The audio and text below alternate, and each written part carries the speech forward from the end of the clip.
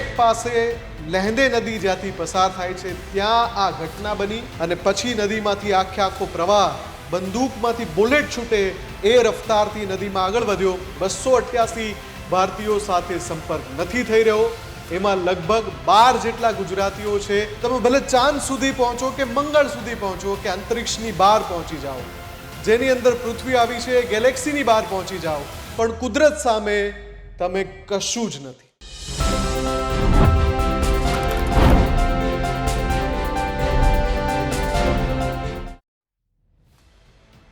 One 2 3 4 સમાપ્ત. તમે વિચારો 4 સેકન્ડ, માત્ર 4 સેકન્ડમાં એ તમામ ચીજવસ્તુ જે માણસ જાતે આ પૃથ્વી પર બનાવી છે એ માત્ર 4 સેકન્ડમાં તબાહ કરવાની ક્ષમતા ધરાવે છે કુદરત. કુદરત રૂઠે ત્યારે શું થાય એના 4 સેકન્ડના 2 દ્રશ્યો મારે બતાવવા છે કે 4 સેકન્ડમાં કુદરતે કઈ રીતે કહી દીધું કે તમે ભલે ચાંદ સુધી પહોંચો કે મંગળ સુધી પહોંચો કે અંતરિક્ષની બહાર પહોંચી જાઓ, જેની અંદર પૃથ્વી આવી છે, ગેલેક્સીની બહાર પહોંચી જાઓ, પણ કુદરત સામે તમે કશું જ નથી. આજે પણ શૂન્ય છો, ગઈકાલે પણ શૂન્ય હતા અને આવનારા સમયમાં પણ શૂન્ય જ રહેવાના. 4 સેકન્ડના એ 2 દ્રશ્યો જોઈને તમને અંદાજો આવી જશે. પહેલાં તો એ 4 સેકન્ડના 2 દ્રશ્યો મારે બતાવવા છે અને એ પછી વાત કરવી છે કે આ રીતે જે તબાહી નેપાળમાં આવી, આપણે એવી જ તબાહી ઉત્તરાખંડ અને હિમાચલ પ્રદેશના જે પર્વતીય વિસ્તારો છે ત્યાં જોઈ ચૂક્યા છીએ. પણ આ શતાબ્દીની સૌથી ગંભીર અથવા તો વિનાશક જો કોઈ આપદા હોય તો એ નેપાળનું આ જળ પ્રલય, મહાપ્રલયની આપદા છે કે જેમાં થોડી ક્ષણો પહેલાં બધું સામાન્ય હતું અને થોડી ક્ષણો પછી કશું જ બાકી ન રહ્યું. જે કેમેરા માણસ જાતે લગાવ્યા હતા એ ત્યાં મૂક સાક્ષી બનીને ઊભા રહ્યા કે કેવી રીતે માત્ર 4 સેકન્ડમાં બધું જ નેસ્ત નાબૂદ થઈ ગયું. પણ એની સાથે મારે વાત કરવી છે કે જે આ તબાહી સર્જાય એનું કારણ હતું હિમાલયા ઉપરથી 1.5 કિલોમીટરની લંબાઈ ધરાવતો, જી હા તમે બરાબર સાંભળ્યું, 1.5 કિલોમીટરની લંબાઈ ધરાવતો બરફનો એક સળંગ હિસ્સો તૂટીને નીચે ખીણમાં પડે જ્યાંથી નદી વહે છે. લહેંદે નદી કહે છે કે જ્યાં દુર્ઘટના બની અને જ્યારે ખીણમાં પડે છે એ વખતે ત્યાં જે સ્થિતિ સર્જાય છે, જળ પ્રવાહ અટવાય છે પહેલાં અને પછી એ જે બરફનો આખો જે ટુકડો પડ્યો છે નીચે એની લંબાઈ 1.5 કિલોમીટર છે, એટલે એનું વજન કેટલા હજાર ટન હશે તમે અંદાજો લગાવી શકો.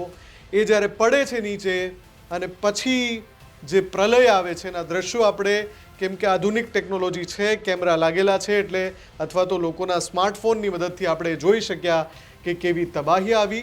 પણ ચિંતાની સૌથી મોટી વાત શું છે, ન માત્ર તિબેટ માટે, ન માત્ર નેપાળ માટે, પણ આપણા દેશ માટે પણ, કેમ કે ઉત્તરાખંડ, હિમાચલ સહિત ઉત્તર ભારતના ઘણા બધા રાજ્યોના જે સરહદી વિસ્તાર છે કે જ્યાં હિમાલયા સ્પર્શે છે, એમાં કાશ્મીર, લદ્દાખનો ભાગ પણ આવે છે, ત્યાં આવી તબાહી સર્જે એવા આ જ પ્રકારના 30થી વધારે સ્થાન ઓળખાયેલા છે જ્યાં આ જ પ્રમાણે 1.5 કિલોમીટરથી 1 કિલોમીટરનો આખો ખંડ, બરફનો આખો મહાકાય ખંડ નીચે આવે અને તળેટીમાં બધું તહેસ નહેસ કરી નાખે.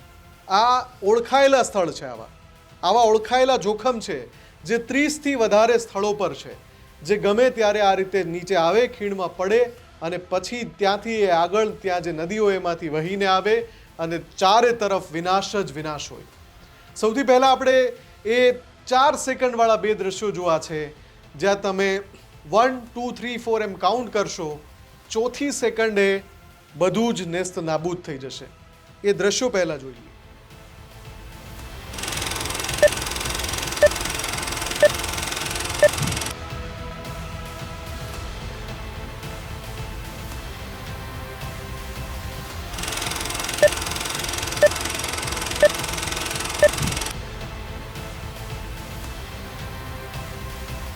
તો જે આપદાના કારણે લગભગ 350 થી 500 લોકો જીવ ગુમાવી ચૂક્યા છે. જ્યારે હું આ રેકોર્ડ કરી રહ્યો છું ત્યાં સુધીમાં આંકડો 350 ને પાર કરી ગયો છે.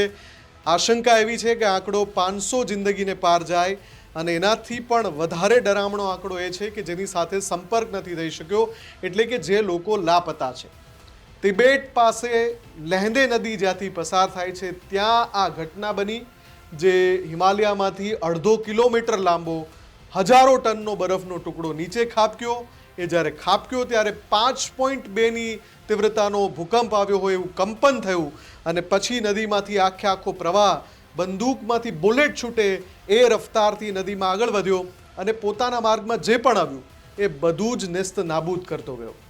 લહેંદે નદી પછી આગળ જતા ભોટેકાશી નદીને મળે છે, એટલે સૌથી પહેલી તબાહી તિબેટની નજીક જ્યાં નેપાળની શરૂઆત થાય ત્યાં રસુવા જિલ્લો આવે છે, ત્યાં ભોટેકાશી નદીમાંથી એ પ્રવાહ આગળ વધ્યો અને એના અસંખ્ય વિડીયો છે કે પ્રવાહ કેવી રીતે આવ્યો અને કેવી રીતે હ્યુમન મેડ માણસે બનાવેલા સ્ટ્રક્ચરને પત્તાના મહેલની જેમ વેરવિખેર કરી નાખ્યું.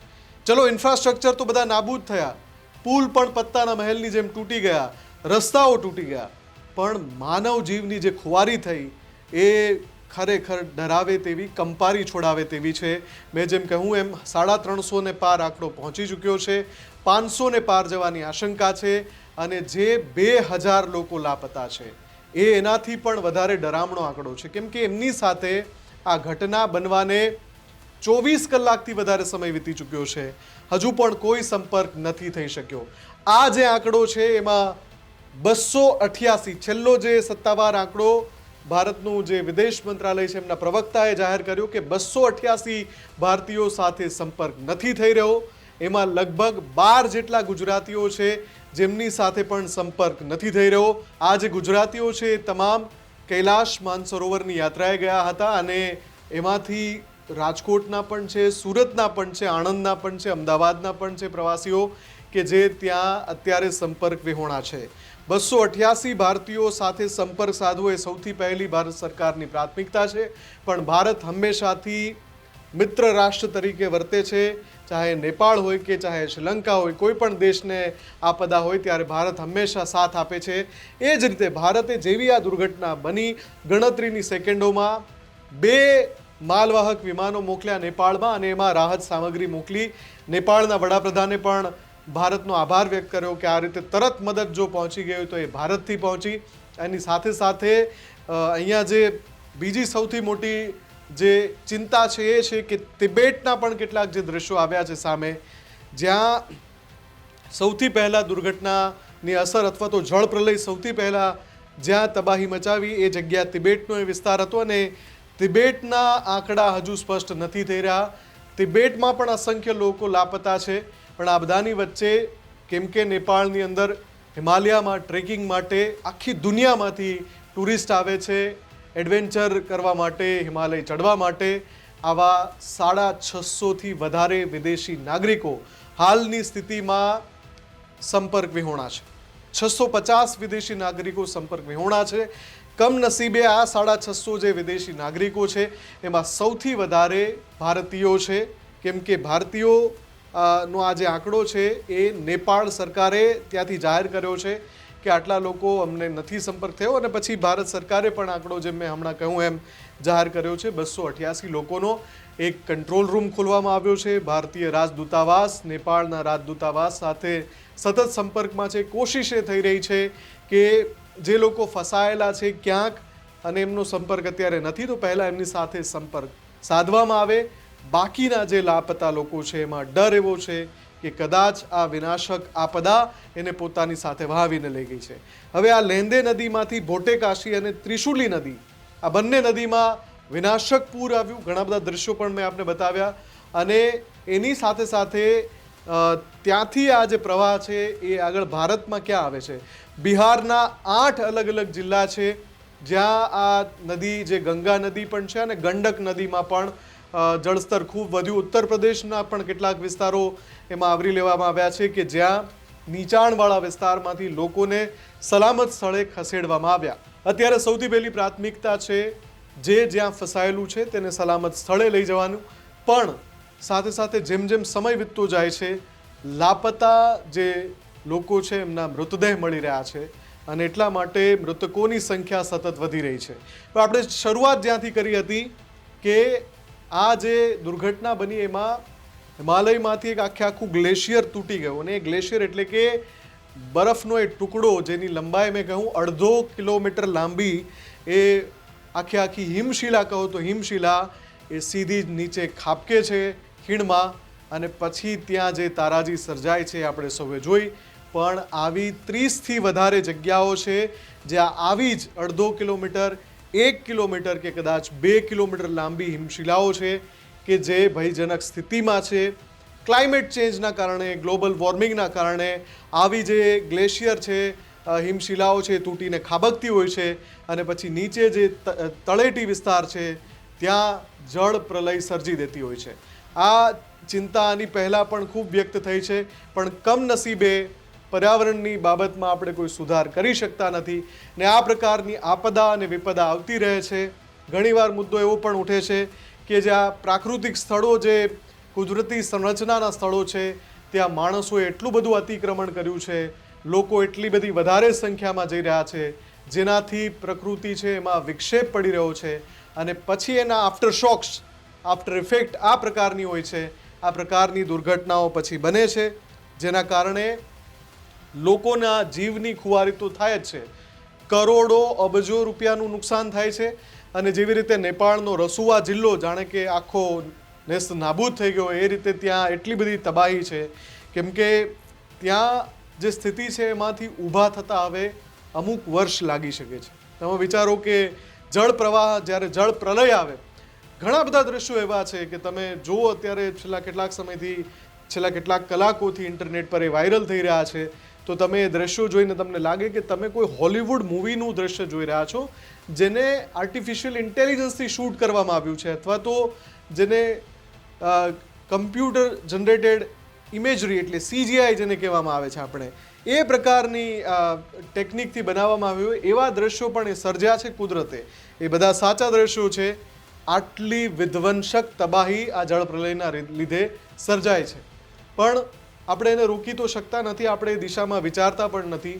દર વખતે જ્યારે ઉત્તરાખંડમાં પણ જ્યારે આ પ્રકારની આપદા આવી હતી, ઘણા બધા લોકોના જીવ ગયા હતા, ત્યારે પણ આ વિષય ઉઠ્યો હતો કે પ્રાકૃતિક ક્ષેત્રોની અંદર માણસનું અતિક્રમણ, માણસની ઘૂસણખોરી એટલી બધી વધી ગઈ છે, જેના કારણે આ પ્રકારની ઘટનાઓ સર્જાતી રહે છે. હવે જે હિમાલય વર્ષોથી નહીં, સદીઓથી ભારત માટે એક પ્રાકૃતિક દિવાલનું કામ કરે છે, એ જ હિમાલય જ્યારે રૂઠે ત્યારે આ પ્રકારની આપદા પણ આવે છે, આ પ્રકારની વિનાશક ઘટનાઓ પણ બને છે, આ પ્રકારની કમનસીબ ઘટનાઓ પણ બને છે, જેના કારણે ન માત્ર માણસ જીવ, પણ તમે વિચારો કેટલા પશુઓ તણાઈ ગયા, કેટલા એવા પક્ષીઓ, પશુઓ, સજીવોનું નિકંદન નીકળી ગયું માણસની સાથે, અને કેટલી બધી એવી ઇન્ફ્રાસ્ટ્રક્ચર, રોડ, રસ્તા, પુલ, બ્રિજ, એક બ્રિજ બનાવવો હોય તો કેટલો સમય લાગે છે, કેટલા માનવના કલાકો લાગે છે,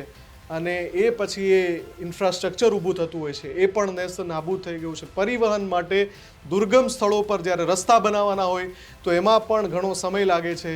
એવા રસ્તાઓ પણ મેં કહ્યું એમ ગણતરીની પળોમાં, ગણતરીની સેકન્ડમાં જાણે કે હતા જ ને એ રીતે નષ્ટ થઈ ગયા, સમાપ્ત થઈ ગયા.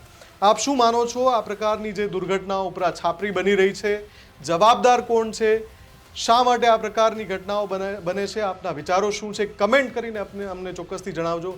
આપ શું માનો છો? શા માટે આ પ્રકારની દુર્ઘટનાઓ ઘટે છે, આ પ્રકારની ઘટનાઓ બને છે? શું માણસે જ પ્રાકૃતિક ક્ષેત્રમાં જઈને ઘૂસણખોરી કરીને જે સંતુલન છે કુદરતનું એને વેરવિખેર કરી નાખ્યું છે, એના કારણે આવું થાય છે? આપના શું વિચારો છે? કમેન્ટ કરીને ચોક્કસથી જણાવજો. અને આ જ પ્રકારની વિશેષ રજૂઆત માટે જોતા રહો ન્યૂઝરૂમ ગુજરાત. નમસ્કાર.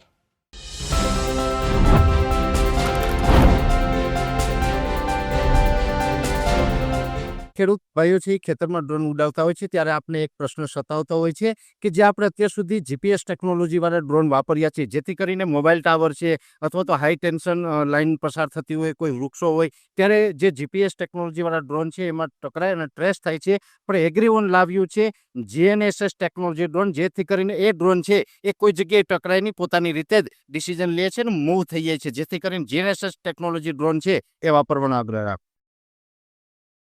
હજુ સુધી તમે અમારી ચેનલને સબસ્ક્રાઇબ નથી કરી તો અત્યારે જ ન્યૂઝરૂમ ગુજરાતને સબસ્ક્રાઇબ કરો, ફેસબુક અને ઇન્સ્ટાગ્રામ પર ફોલો કરો.